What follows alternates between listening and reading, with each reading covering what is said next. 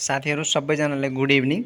स्वागत छ तपाईहरुले च्यानलमा र निरन्तर चाहिँ इन्फर्मेसन लिएर उपस्थित हुने क्रममा तपाईहरु समक्ष आज म फेरि उपस्थित भइसकेको छु।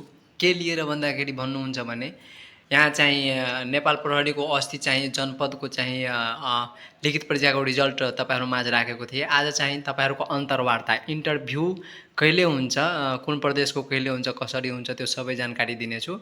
कृपया च्यानलमा नयाँ हुनुहुन्छ भने च्यानललाई सब्स्क्राइब गर्नुहोला। र यहाँ हेर्नु त भनेको छ सूचना नेपाल प्रहरीमा जनपद समूहतर्फ रिक्त प्रहरी जवान पदमा खुला प्रतियोगिताद्वारा समावेशी प्रावधान बमोजिम पद पूर्ति गर्न नेपाल प्रहरी प्रधान कार्यालयबाट विज्ञापन नम्बर 018283 मिति 82 6 महिना 10 गते प्रकाशित विज्ञापन अनुसार लिखित परीक्षामा उत्तीर्ण भएका उम्मेदवारहरूको अन्तर्वार्ता मिति 2083 ज्येष्ठ 11 गतेदेखि प्रदेश प्रहरी तालिमका केन्द्रहरू विराटनगर, राजविराज, दुधौली, पोखरा, बुटवल, सुर्खेत, दिपाल र काठमाडौँ उपत्यका प्रहरी शिक्षालयमा निम्न तालिका बमोजिम हुने सबैको जानकारीको लागि प्रकाशित गरिएको छ। यसमा चाहिँ तपाईहरु के लिएर जानुपर्छ? सम्पूर्ण शैक्षिक योग्यताको सक्कले प्रमाणपत्र, नेपाली नागरिकताको प्रमाणपत्र, प्रवेश पत्र, समावेशी समूहमा उत्तीर्ण भएका उम्मेदवारहरूले समावेशीको प्रमाणपत्र समेत साथमा लिएर 30 मिनेट अगावै जानुपर्छ सेन्टरमा। यहाँ हेर्नु तपाईहरुको यहाँ चाहिँ तपाईहरुको भनेको छ परीक्षा केन्द्र कोशी प्रदेश प्रहरी तालिम केन्द्रमा चाहिँ 2083 2 महिना 11 सोमबार देखि स्टार्ट छ तपाईहरुको।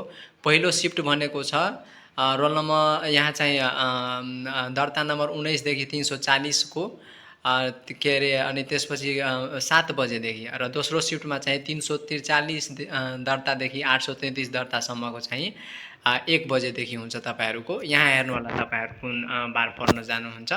अनि शुक्रबार र शनिबार आइतबार चाहिँ सार्वजनिक बिदा रहेको छ।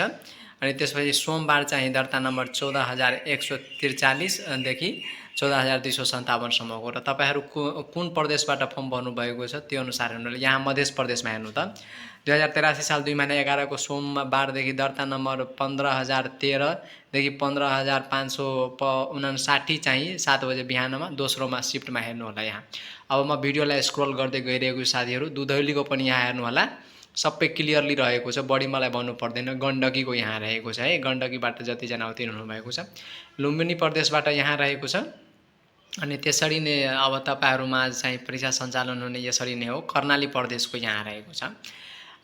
कर्णाली प्रदेशको पनि भयो। अब चाहिँ तपाईहरुलाई लग्ने छु अर्कोमा यो सुदूरपश्चिम प्रदेशको ल साथीहरु। यति रहेको छ तपाईहरुमा आज राख्नुपर्ने जानकारी र परीक्षा केन्द्र काठमाडौँबाट उत्तीर्ण हुनुभएका साथीहरुको लागि यहाँ रहेको छ। अनि त्यसपछि यसमा के भनेको छ पुनश्चमा भनेको छ प्रकाशित तालिका बमोजिम अन्तर्वार्ता सञ्चालन हुने दिन अप्रत्याशित बिदा पर्न गएमा पूर्व सूचना बिना परीक्षा स्थगित हुने छैन, त्यही भनेको छ साथीहरु। ल साथीहरु